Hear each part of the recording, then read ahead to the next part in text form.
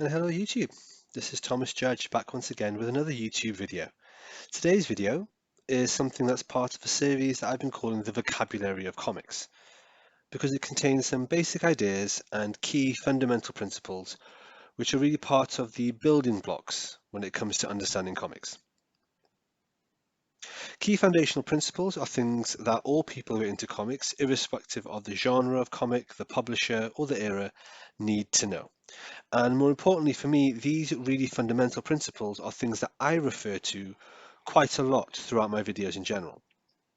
As such, I've decided that rather than repeating them each time, every single time they come up, I'm going to make dedicated videos to each basic principle here on my YouTube channel and release them under the vocabulary of comics tagline.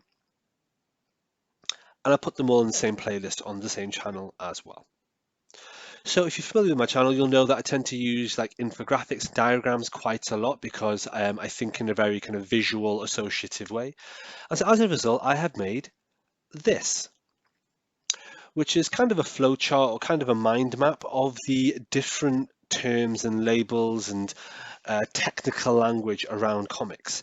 Now, lots of these are terms that you'll be familiar with, but lots of them will be either very specific terms or much more detailed definitions of some terms that you might not be familiar with. So what's going to happen in today's video is we're going to be explaining overall the structure of published comics, or if you like, prefer it a different way, the concept of release formats and the comics you can buy or pick up at your local comic shop. Now, before we dive in, I should point out that whilst most of these terms are widely known and accepted, some are parts of the more niche comics community, and I'll point those out when we get to them. And quite a few of these are ones that I just use because the prevailing terminology is unclear and woolly. And so I'll explain why I use particular terms and what I mean when I say particular words or when I use particular language in my videos, in order for you to understand really the precision with which I'm talking about specific events, series, comics, or general comic related matters. So as much as a guide to comics in general, this is also a vocabulary guide to my other content.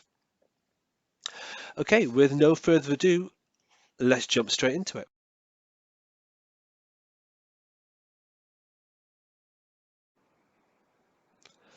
All right, the first part of the map, we're going to start at the 12 o'clock position, right at the top, with the orange bits.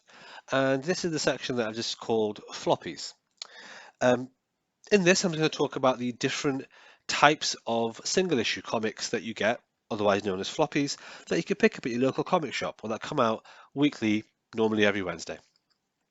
So to start off with, we have single issues or floppies. Now, I've got floppies as the circle in the middle, singles on the right, and that's going to segue into the next section we'll be talking about in just a second. But what's worth noting about floppy issues or single issues is that as well as being the normal numbering we're used to, 1, 2, 3, 4, or issue 305, 306, and so on, is there are also zero issues, which are sort of novelty issues, but it's a big thing back in the 90s, but you still get them sometimes now. And also there are -1 issues. This was something that Marvel especially did in the 90s with their flashback events in, I think, 96 or 97. And occasionally you'll even get issue 0.5s. So these were often given away free with things like Wizard magazine, and I'm quite sure there are quite a few Top Cow series in the late 90s that had these. So that's the one thing I'll just point out just about single issues, that there are these slightly unusual numberings you get sometimes. Even now in the modern day, I know that Spider-Man has done stuff like have issue 89.1 or 88.1 and things like that. Okay, just in no particular order, we've also got annuals in here. So annuals are single issues that happen within an ongoing series of any kind, and these annuals tend to happen once every year. They tend to be marked as something like, the 2008 annual or the 2015 annual, and they normally happen about once a year. Sometimes they're less frequent. You don't always get an annual every single year that a comic is running. And these annuals can either be canon, in other words, they can be part of the storyline. So you might have issue 10, and then you have to continue the story in the annual, and then you have issue 11 that follows on from the annual. Or sometimes the annuals can be standalone and just be self-contained stories. Sometimes they can even be like anthology stories. That brings me to the one that says anthologies. So anthologies are floppies or single issues that have more than one story in them. So, for example, if you're following my Valiant guide, some of the Valiant 25th anniversary specials have two or three different stories within those, the self-contained things. And otherwise, I can think that Marvel does it in Marvel Comics Presents, which is a really long running series they had in the 80s and 90s, which tended to have three or four shorter 8 or 10 page stories in those. And they tend to be episodic. So, for example, a particular issue might have part one of a Wolverine story, part three of a Cyclops story, and part five of an X-Men story. And then the next issue will have the next installment of all of those. So part two of Wolverine, part four of Cyclops, etc., etc. So that's how anthologies work, and they can be a little bit complicated to kind of map or to understand or get your head around, but as long as you're familiar with the basic idea.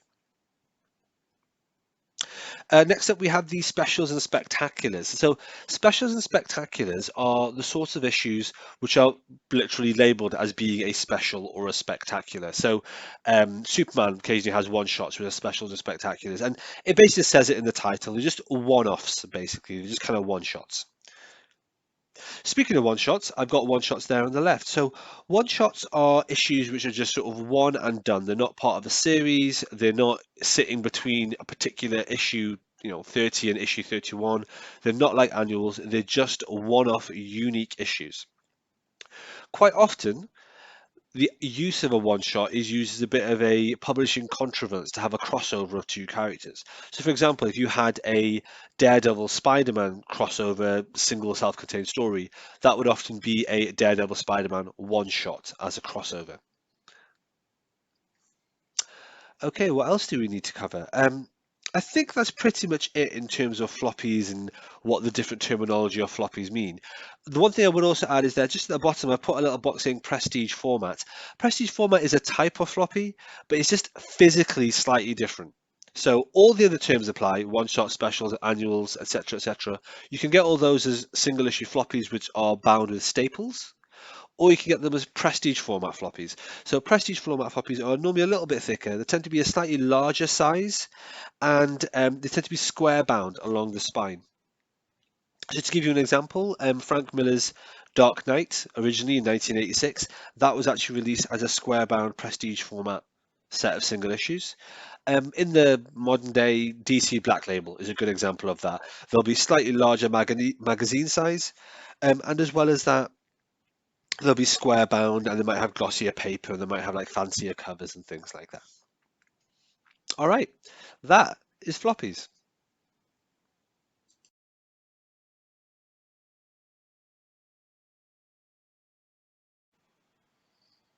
All right, and next we're going to talk about arcs, which is the section of this diagram which is in green. Now, arcs is another way to say storylines. I'll explain what I mean by that.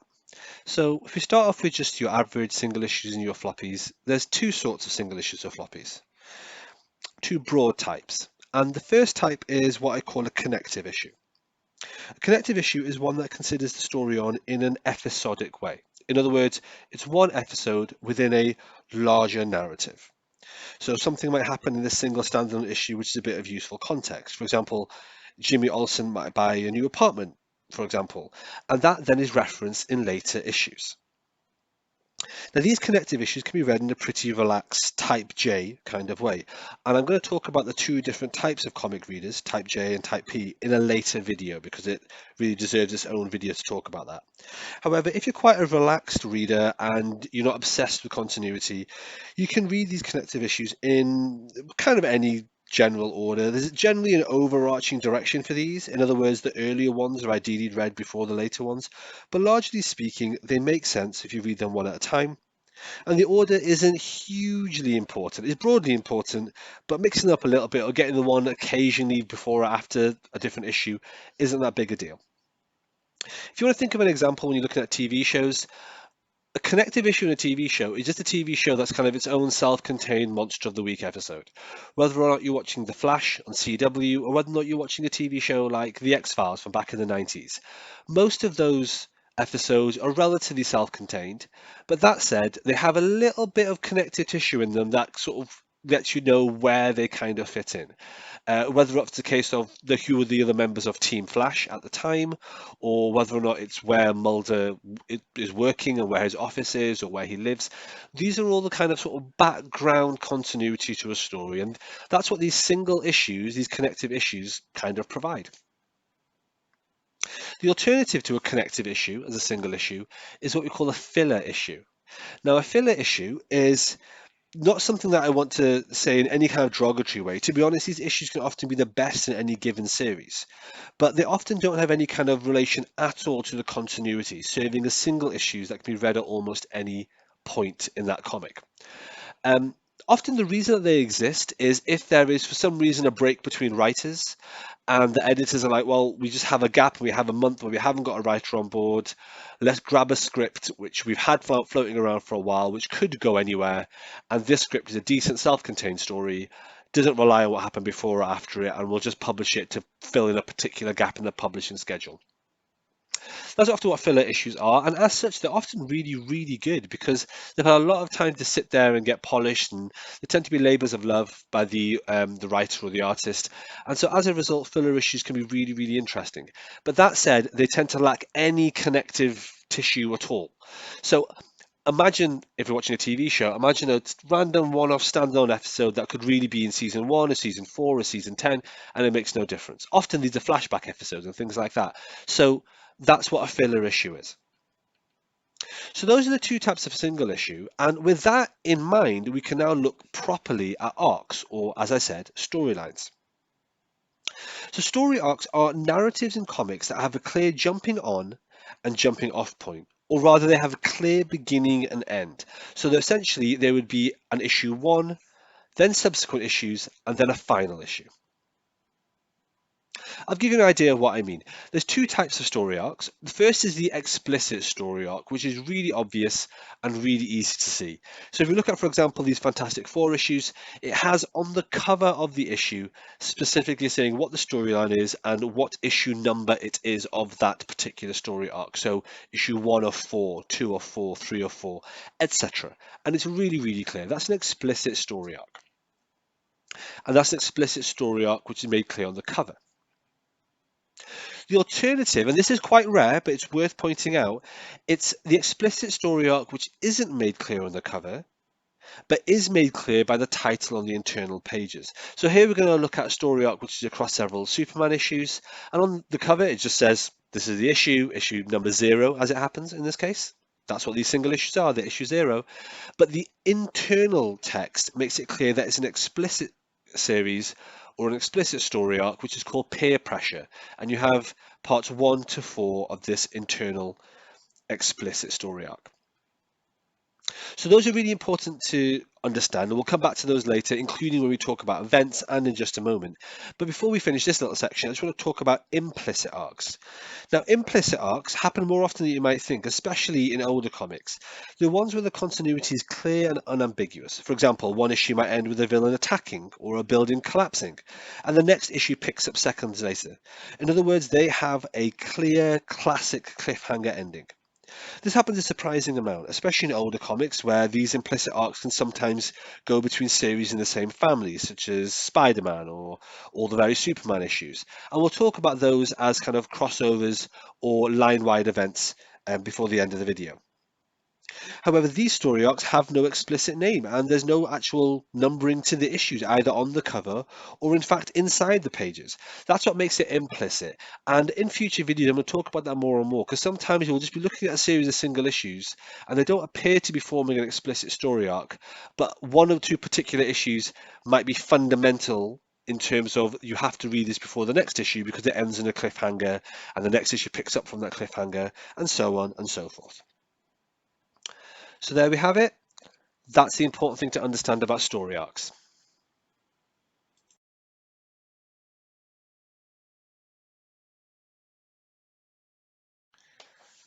And next we have the pink section of the map, which is the bit about series. So series is a term that's used quite a lot in comic circles, and I just want to just really drill down and be a bit precise with how we're going to use it in my videos going forward. So to start off with, we spoke about single issues.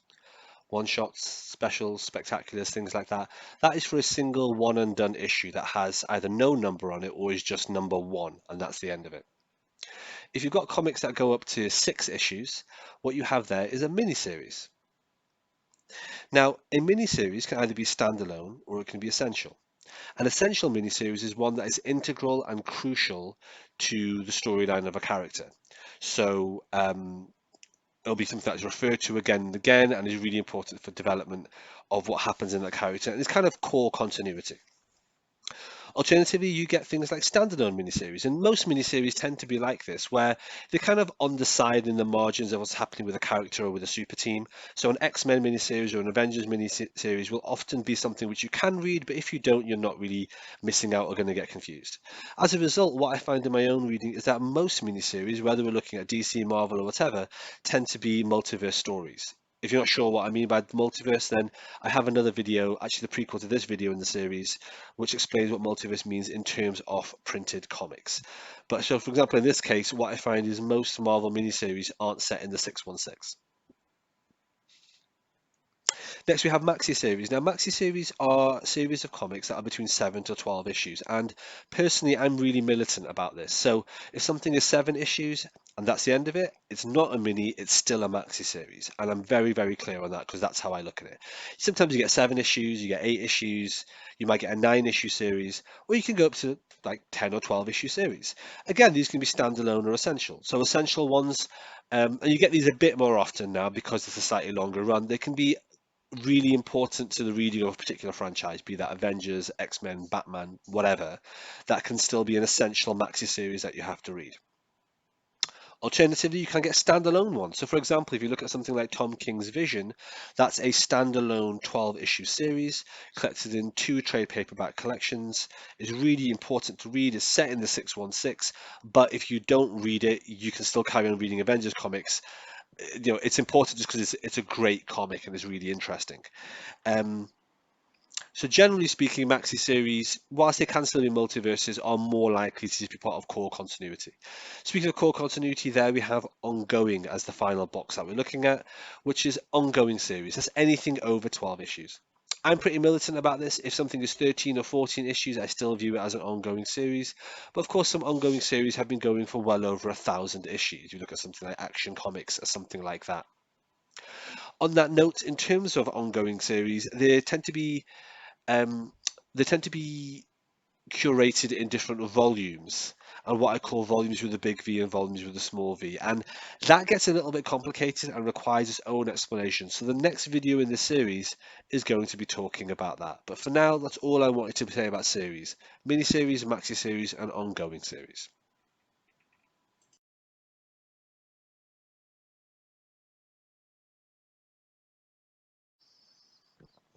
All right, next up we have a really, really important bit, and this is a bit about collections. And by collections, I mean collected editions and physical comics you can buy that are bigger than single issues and contain often multiple single issues.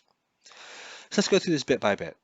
To start off with, we've got trade paperbacks, or TPBs. If you're going to type them into a search engine, TPBs will bring up trade paperbacks. Trade paperbacks will collect single issues. Sometimes they collect 6 single issues, sometimes they'll collect 12 or 18 single issues. Sometimes they collect 4 single issues, which often doesn't feel like good value for money. They tend to be a reasonably standardized size, and next to them we get standardized hardcovers, which are exactly the same as trade paperbacks in basically every way. The paper size is the same, everything else is the same. They just tend to have hardcovers and often dust jackets as well. Either way, whether you're reading and collecting trade paperbacks and standard-sized hardcovers, the comics in those can sometimes instead, or as well, be collected as OHCs or omnibuses. Now, OHC is the term for oversized hardcover, also known as deluxe edition. And OHCs and deluxe editions are the same size as omnibuses, but they just contain less issues. So they're the same height, they're the same length, I guess, but their width, they'll be less because an OHC or a deluxe edition can contain as few as 3 issues, but they can contain as many as 12 or 18 issues, whereas omnibuses generally will contain about 30 or even 40 or 50 issues, depending on the ones that we're talking about. So DC, if you look at things like Blackest Night, for example, by DC, or the new No Man's Land omnibus by DC, they're huge, thicker than a Snicker, whereas oversized hardcovers tend to be slimmer. Personally, I quite prefer them because they're much more easy to handle, much more manageable in terms of size, but we're looking at about 12 issues per deluxe edition oversized hardcover. Now, those can often also lead, or instead of, they can be collected as absolute editions. So absolute edition is a really important format. It's pretty much the most prestigious major format that's available for comics. They're huge, they're beautiful, they're larger than omnibuses and oversized hardcovers. Not only are they taller, not only are they longer, but also they come with generally with slipcases and with dust jackets and with like beautiful silk ribbons and all sorts of things. So absolute editions really are the absolute primo creme de la creme you can get for your comic collection. That's not to say there aren't other formats available, that are, and in fact there are formats available that are larger than absolute editions. Marvel, for example, has things like I think adamantium editions and platinum editions and things like that. But these are all kind of very rare, one-off, non-standardized sizes and formats which you can get and track down. Um, but if you're into your formats, you want to have something that's really the biggest, most impressive way of doing it, that's the way to do it. Next, sitting there in the middle is the term OGN. And this is something that we're going to dwell on actually a surprising amount because I want to be really, really clear about it. I mentioned it in a few other videos, such as my video about Watchmen and stuff, but I want to be absolutely clear because I want to be explicit as to why I use the language that I use in my videos. So to start off with, an OGN stands for Original Graphic Novel. It's important to remember that a graphic novel is not a collected edition. And often, a lot of people that talk about collected editions will talk about graphic novels or say, hey, this is collected in this graphic, or this is the new graphic novel that's been released. That's not true. That's not the correct language to use. And the reason for that is that comics generally are published monthly and therefore in several installments. And they're therefore later collected in a collected edition. That is a trade paperback collection or a standard hardcover often, but is a collection. It's not a graphic novel. A graphic novel, or an OGN in this case, is something that is published in one singular installment, like a novel, like a prose novel. If you want an analogy, think of it when you come to prose books, that a book is published in one go and it's not published chapter by chapter. If a book was published chapter by chapter, it would be a collected edition when it was all collected into one book. But if it was all published in one go in one installment, then it's a novel. So similarly with comics, if it's published all in one go, it's a graphic novel. Otherwise, it's a collected edition. I know that sounds weird, and a lot of people aren't familiar with that or quite kind of resist that because they like the term graphic novel. So let's look at some examples. So there's the famous Batman story, Hush. It's often called a graphic novel. It's one of the most popular graphic novels ever published. It's really well known. It's had its own spin-off movie. It's not a graphic novel. It's a trade collection. In fact, and now we can use these terms, it collects a particular explicit story arc from an ongoing series. In this case, it collects issues 608 to 619 of the ongoing series of Batman that was being published in 2002 and 2003. And that particular story arc of issue 608 to 619 was an explicit story arc because it was actually labeled Hush Part 1 on the cover, Hush Part 2 on the cover, and so on. When we look at it like that, it seems quite obvious. So let's extend the logic. Let's use the most famous example we can, which is the comic Watchmen. Now, that's always called a graphic novel because people love to use that term. It helps legitimize a comic and it encourages and incentivizes bookshops to stock it and for schools to put it in their libraries and their reading lists and so on. Graphic novel sounds more impressive. It sounds more literary. The truth is, Watchmen is a collected edition. It was published as 12 single issues over 12 consecutive months. Now, I know it's a controversial take to call it a collected edition and say it's not a graphic novel, and I discussed that in a separate video, but the truth is that we just need to be accurate with how we use this terminology. Another example, for example, would be V for Vendetta, which is often referred to as a graphic novel and spawned its own absolute edition and has an amazing movie based on it and so on. It's not a graphic novel. It was released in, I think, 4 single issues consecutively. What that then raises the question of, well, what is a graphic novel then? Well, in mainstream publishing, we're looking at things like Avengers, Endless Wartime by Marvel, or maybe the DC Earth One line, which are all OGN, so original graphic novels, and that's what they're marked as on their spine. Every single one of those, be it Batman Earth One, Volume 1 and then Volume 2 and Volume 3, was released as a singular installment. It was its own graphic novel. And when you read them, you really get the feel of that because the pacing of it isn't predicated on being split into these 23-page installments. It can just breathe and be whatever it wants. So what we're talking about here, I guess, is a subtle distinction, but I want to capture it here as it serves to explain my careful use of the term collector's edition or trade paperback in my videos rather than graphic novel. Accuracy is important.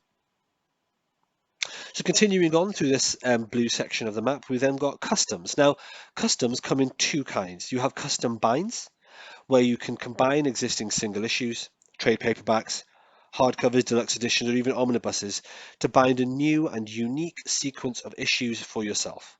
This is relatively straightforward, although it's quite costly, and depends on you finding a good binder in your area to do this. The box next to it says custom prints, and this is much rarer. This is where you literally scan, print, and build every single issue yourself. This is tedious and painstaking work, and you need to ensure that you own the physical comics for yourself in the first place, and that you do not sell the customs you make onto anyone else, otherwise you end up on very shaky legal ground. I have a whole playlist on my channel about custom comics of both kinds, because I do both myself. And finally, right at the bottom there, in terms of collections, we have what I've just called digest size, and in brackets I've put YA, which stands for young adult. This is stuff like Marvel Age. So I think Runaways has been collected in the digest size comics and so on. These things are small and they're almost manga in size. I don't think there's any DC comics that are digest size, but there's quite a few indie comics, and there is a few lines of Marvel comics that are digest size collections. I personally tend not to have digest size in my library, just 'cause I prefer it as a larger format, but sometimes you don't really have any alternative. So there we are, everyone. Those are collection formats.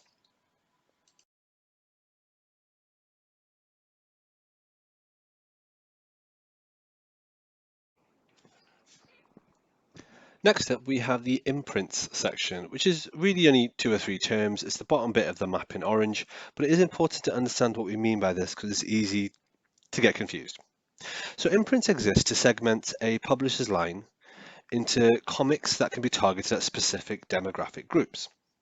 If you're familiar with video games, maybe think of it the way that Ubisoft have the separate franchises of Prince of Persia, Assassin's Creed, Tom Clancy games, Watch Dogs, Far Cry, Rayman, Rocksmith, Just Dance. All of these franchises are for very different audiences, but yet all come under the Ubisoft umbrella. In a similar way, looking at this, imprints are often aimed at specific demographics and types of author. So let's look at standalone imprints to start with. Let's pick some easy big names. So DC has the Vertigo imprint. That includes stuff like Sandman and Swamp Thing, and there's loads of Vertigo titles that come under that banner. Vertigo unfortunately came to an end, and DC succeeded it with a new imprint called Black Label, which again is for his kind of offbeat, mature writing, although for the first time now, Black Label contains superhero stuff, so Batman and Superman, all that sort of stuff, whereas Vertigo is very much not superhero related. DC also had Wildstorm as an imprint, which they also kind of brought back in the Rebirth era, but it's worth keeping that in mind. Marvel had the Max imprint, which contained a lot of Punisher comics. There were some Deadpool comics and Wolverine comics and stuff. It was basically sort of a strapline used for loads of different miniseries and maxi series and some ongoings, and some of them were multiverse and some of them weren't. But the point is, the Max label was specifically used for adult-orientated 18 plus, very violent or very sexual comics. Marvel also had the Marvel Knights imprint, that's Knights with a K. And in a very similar way, there were some ongoing, there were some short series, some of them were multiverse, some of them weren't. The important thing to keep in mind is that for Marvel Knights, like with Marvel Max and things like that, there isn't really a reading list per se, the same way there's not a reading list for DC Vertigo. It's just a type and subsection of that comic family. Moving over to the other side, we've got some sub-imprints. So sub-imprints can be a little bit of a mess. So for example, during the Rebirth era, DC had the Wonder Comics line within the DC Rebirth era. And that was created by Brian Michael Bendis. So that was like a sub-imprint within the larger Rebirth sort of era of comics. Similarly, during the Rebirth era, they had Young Animal, which was a sub-imprint that again had, I think, 6 or 10 short-lived series that were part of it, and that was curated by Gerard Way. So these are sub-imprints that are part of a larger universe, unlike, for example, as we just talked about, things like DC Vertigo, which is an imprint which is just its own crazy, unique stuff. Of course, DC have now brought some Vertigo titles like Sandman into the Rebirth universe. DC aren't unique in doing this. Marvel have had a few imprints. Top of my head, I can think of the Tsunami imprint, which was from the early 2000s, I think, and that contained largely multiversal stories. I really enjoyed it. Well worth checking those out and tracking them down if you can. And they also had an imprint called Icons, which were essentially 6-issue series. Some of them kept going past that, but it was branded as Marvel Icons. And again, they kind of existed as standalone miniseries or stories. Confusingly, Marvel also have its own larger standalone imprint called Icon, which is for creator-owned work. I believe Casanova was over there for a while, as was Brian Michael Bendis' Powers. So there can be some confusion in this, and whenever I come across imprints or I talk about imprints in my videos going forward, I will mention them and dive into a bit more detail so you understand where they fit. Are they sub-imprints or are they standalone imprints?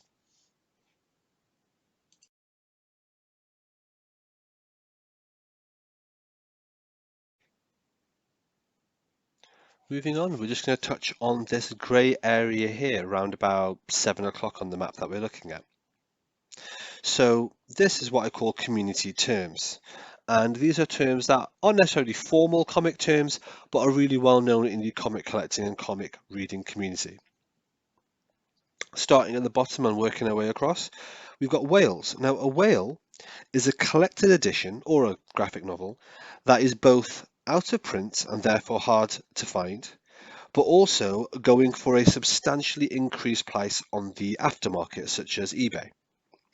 If an out-of-print book is available at cover price on the aftermarket, then it's not a whale, it's just out of print. For something to be a whale, it has to be out of print, and when you can find it and it's hard to find, it will cost you more than cover price. The next one along is a grail. Now, a grail is a term for a single issue. This may or may not be a slab that we'll talk about in a second, that a collector is trying to find. Grails can be very personal, so whether or not it's worth a lot isn't really important. The key factor here is that it's scarce and that it's valuable to the collector. So something that I might consider a grail comic. So for example, Inhumans issue 1 is an issue I would absolutely love to have. That's not necessarily worth a huge amount. It is quite hard to get hold of, but it's a personal grail and it's a grail to me. The next term here is slabs. Now, a slab is the term for a single issue, and it only applies to single issues that have been officially graded by an organization such as CGC. It's then been sealed in a protective plastic case and given a grading between 0 to 10. Now, I don't get involved in grading, but there are many channels that talk about slabs and talk about grading and talk about the best way to invest in buying keys and getting them slabbed, which takes us on to the next and final term, which is keys. Now, a key issue, referred to as a key, is a single issue, and again, we're talking single issues only here, that for some reason or other is highly sought after. For example, the first appearance of Namor would be a key issue, as would the first appearance of Damian Wayne. Key issues often go for large amounts, but not always, because they're often purchased with speculation in mind. That often applies to issues purchased in the week of their release. As such, key issues aren't always hard to find. For example, Superman 75, The Death of Superman, is a key issue, but is relatively easy to find in very good condition at an affordable price.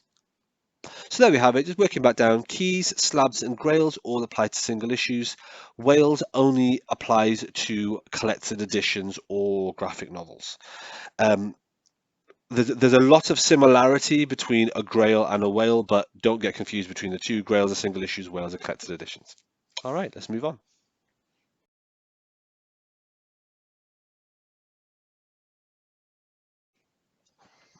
Okay, we're nearing the end now, and at the left-hand side in the red part of the map, we've got the section at 9 o'clock that I call ages or eras.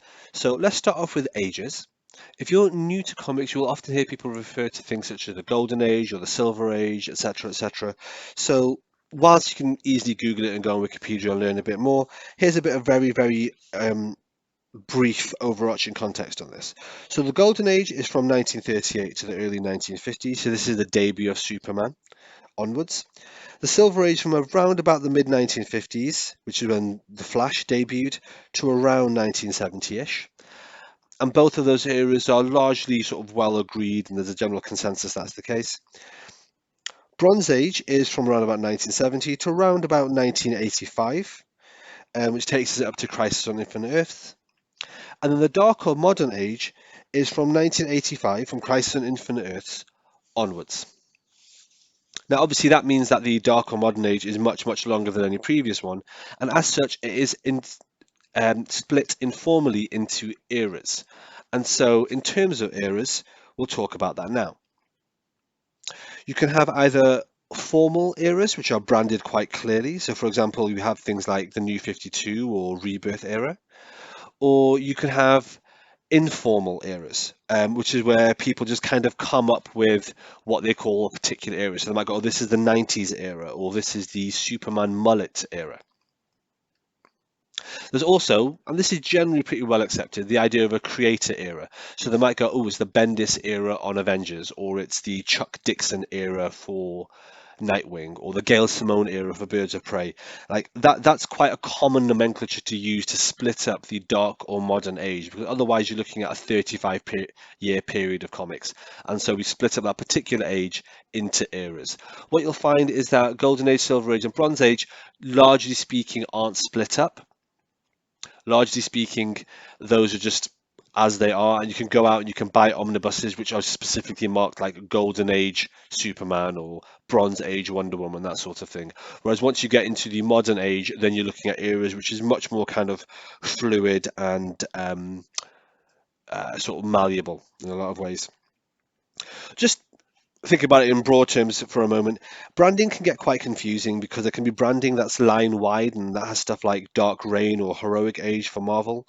And similarly, sometimes branding can overlap with events such as Decimation, which was a short-lived branding that existed after the House of M event, or Dawn of X or Reign of X, which is a current branding for X-Men after the seminal House of X Powers of 10 reboot. So that can all be a little bit confusing, but generally when I talk about it in my videos, I will say this is this era. So for example, this is the Dark Reign era, which has the Dark Reign branding. For example, is something that I might say.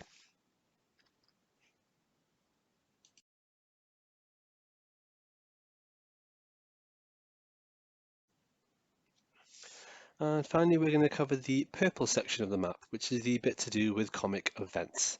Again, this can seem as if it should be quite straightforward, but actually there's a lot of technical terminology we need to become familiar with. To start with, there are two types of events, broadly speaking. There are line-wide events and universe-wide events. So let's start off with universe-wide events. These impact and have tie-ins with almost all characters and teams across a comics universe. In other words, they're not contained to a specific unique family. So that would mean that a universe-wide event would impact Superman, Flash, Batman, Lex Luthor, Joker might be in it. It'd have Legion of Superheroes, all that sort of stuff across the entire publishing line of comics. Now, there's really two types of universe-wide events. The first type is the type that is set within ongoing continuity. So these are events that happen within the universe and just form part of the history of that universe. For example, Blackest Night in DC was an event that was universe-wide and affected literally every single part of the publishing universe, but it was just an event that happened, it ended, and then the universe carried on. In Marvel Comics, Avengers vs. X-Men is a good example. That touched upon everything from Avengers to Hulk to Captain America to X-Men to you name it, everyone was involved in that. But then after Avengers vs. X-Men was over, the storylines carried on, the universe carried on. The alternative is the universe-wide events that permanently impact continuity. And by that, we're talking about ones that change the continuity of the comics universe forever. So, for example, you've got Flashpoint, which ended the previous historic modern age of DC and started New 52.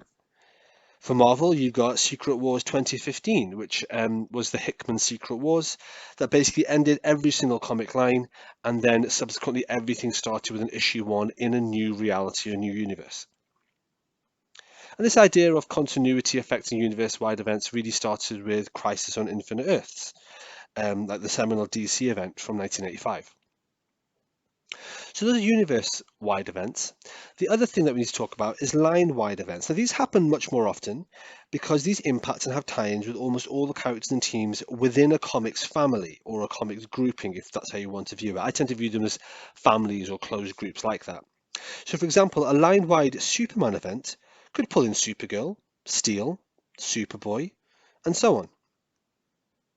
A line-wide Batman event, because obviously Batman, as we know, always works alone, that would include Batman, Detective Comics, Robin, Nightwing, Batgirls, Batwoman, Batwing, Talon, Joker, Gotham Academy, Grayson, Alfred Pennyworth, Jim Gordon, and so on. But that would be a Batman line-wide event. And there were quite a lot of these in the 90s, things like Batman Fugitive and Batman War Games and War Drums and things like that.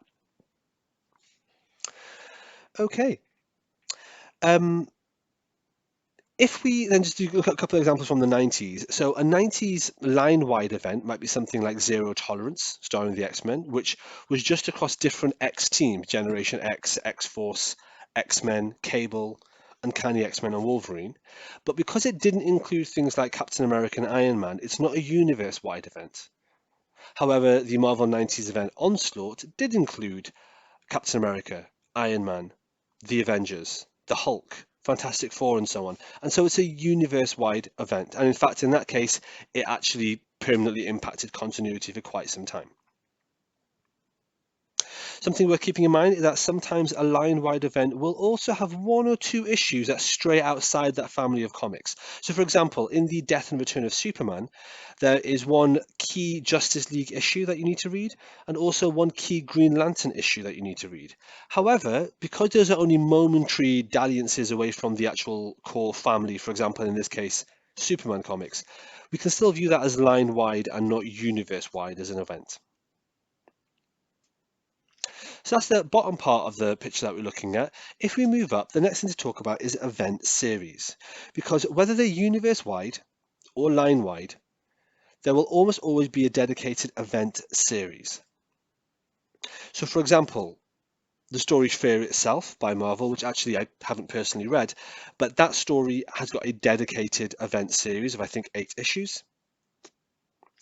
And if you've got DC, the Blackest Night event, as well as having lots and lots of other issues involved in it, which we'll talk about in a second, it also had a core series called Blackest Night issue 1, Blackest Night issue 2, and so on. And again, I think that was about 8 issues.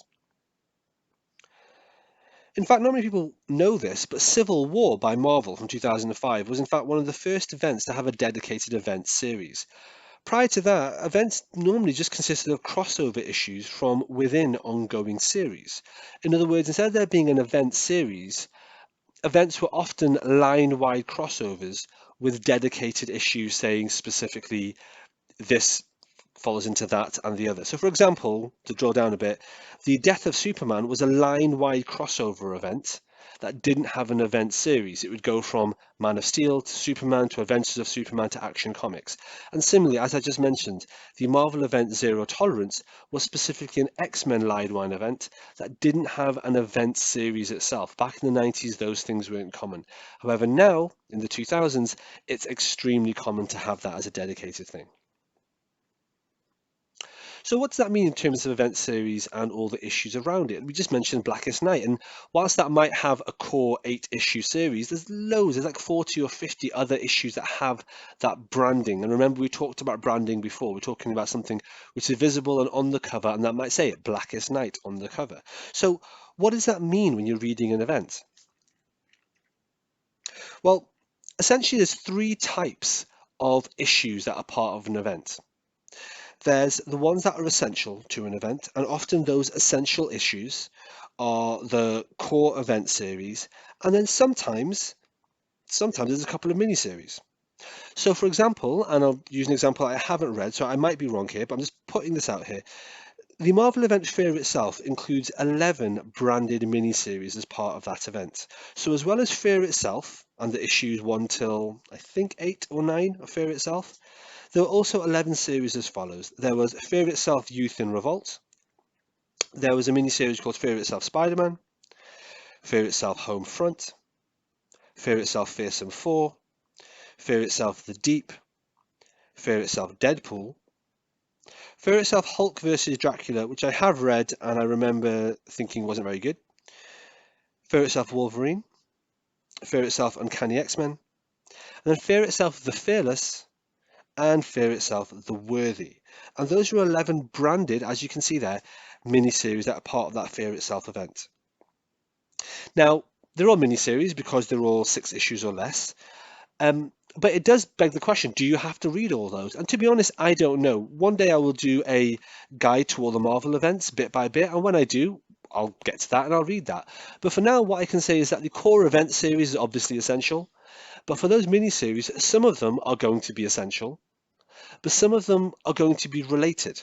And by related, what I mean is that there'll be stories that are fundamentally impacted and about the main event. So in this case, let's say Fear itself, but actually they're ones that you don't have to read to understand the main core event. Now, you'll see there related kind of touches over things like crossovers and one-shots because related issues in an event can sometimes be miniseries. Very rarely they can even be maxi series. Sometimes they're one-shots and sometimes they're crossovers. Either way, they're branded with a particular event, but they're not something that forms part of the core essential reading. The essential issues are that. And the essential issues are normally pretty clearly demarcated, but that's not always completely clear, which is why I do these comic guides here. So that's essential issues, that's related issues. Let's finally look at token issues. So token issues in an event are issues that have the branding of the event, but actually are basically very, very tangentially related to it and don't really have much impact on it and aren't really very closely connected to it.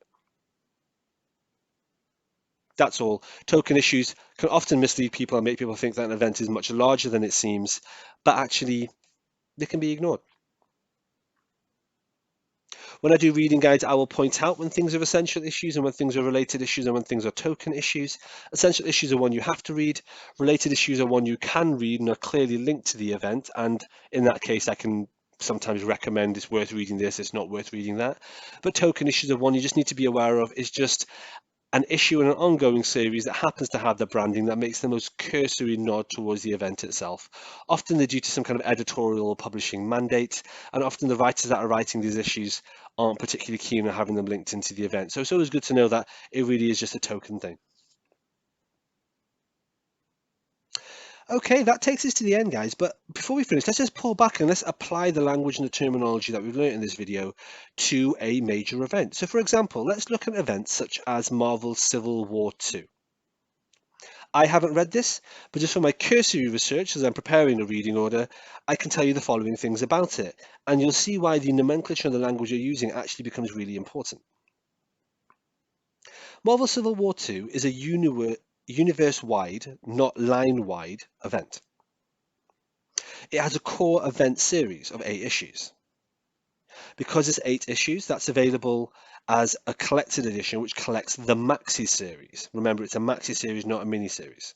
And remember, it's a collected edition, both hardcover and paperback, but that's not a graphic novel.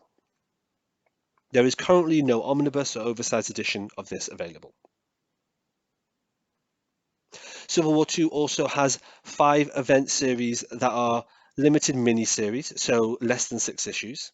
These again are available as hardcover and paperback, and they're not graphic novels. And those are either going to be essential or they're going to be related. I don't know which they are because I haven't read them yet. What I do know is they contain the Civil War branding. There's also 2 one-shot single issues, Civil War The Accused and Civil War II The Fallen, which are one-shot issues that, again, may be, well, they will be related. They may or may not be essential. In addition, there are 12 tie-in issues branded as Road to Civil War, which is a branding aspect of that particular event. I don't know whether or not that Road to Civil War branding means that they're essential to read. Some of them may be, some of them may not be. And because they're often within ongoing series, some of them might not even be related. They might be token issues. On that note, from what I gather so far from my preliminary research, there are 96, that's right, 96 branded tie-in token Civil War issues. I say they're tokens because they're just Civil War II branded issues within ongoing series like Captain Marvel and Captain America and that sort of stuff. I imagine some of them will be related, and I imagine some of them might even be essential reading, but I guarantee not all 96 of them are. I think the only ones I've read so far are the ones that are in the Thunderbolts ongoing series at the time, and those were at best vaguely related. I'd probably argue those were just token tie-ins more than anything else. Um, but yeah, hopefully you can see why all this language and all this terminology and being quite clear about what I'm saying is really important. That, ladies, gentlemen, and others, is the end of this video. Hopefully it's been useful to you. Um, So yeah, let me know if this new vocabulary helps you unpick this at all. Let me know in the comments down below what you think. I know it's quite a long video, but the reason I'm doing it is so I never have to go over all these points again in my shorter ongoing videos. All right, thanks for watching, everybody. As always, please like, comment, subscribe. As always, please follow me on Twitter at I am Thomas Judge, where I will post a daily review of whatever comics I've been reading. You can get an idea of what I'm up to on the channel. And as always, please support the channel by heading over to Amazon.com and checking out my prose novel about superheroes. It's a completely original piece of work. The first episode in it is called Arrivals, and the series as a whole is called No Gods or Kings. You can find an excerpt of that on my website, nogodsorkings.com. Until next time, everybody, stay classy.